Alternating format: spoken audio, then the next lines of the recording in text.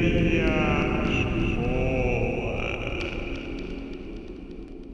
ju rád?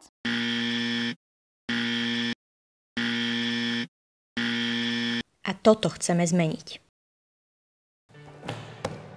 Hrou Chemplay chceme pritiahnuť k chémii deti základných a stredných škôl, aby pochopili anorganiku, ktorá je vstupnou bránou do sveta chémie. S nami sa decká hrajú aj učia zároveň. Počas hry využijú vedomosti, logiku aj kreativitu. Hra má 3 vedomostné úrovne a môže ju hrať každý. Páčila sa vám hra? Áno, výborná. Chémia je všade okolo nás. Je dobré, aby ľudia poznali chemické prvky a zlúčeniny, ktoré nás obklopujú. Hra je názorná, podporuje kreativitu, kombinačné myslenie, analytické myslenie a zdravú súťaživosť. Verím, že Chemplay si nájde svoje miesto v škole aj mimo nej, pretože pochopenie hry motivuje k hlbšiemu záujmu o chémiu. No, chémia. Tak z toho som naposledy zvádzala boj na základnej škole a to bolo peklo, to bol stres, to bola panika.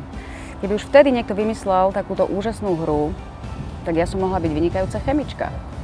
Ale nevadí, ja som veľmi spokojná s tým, že som herečka. Hlavne, že moja dcéra bude bežať zo školy domov s tým, že chémia je super, že ju miluje a že je tam strašná zábava.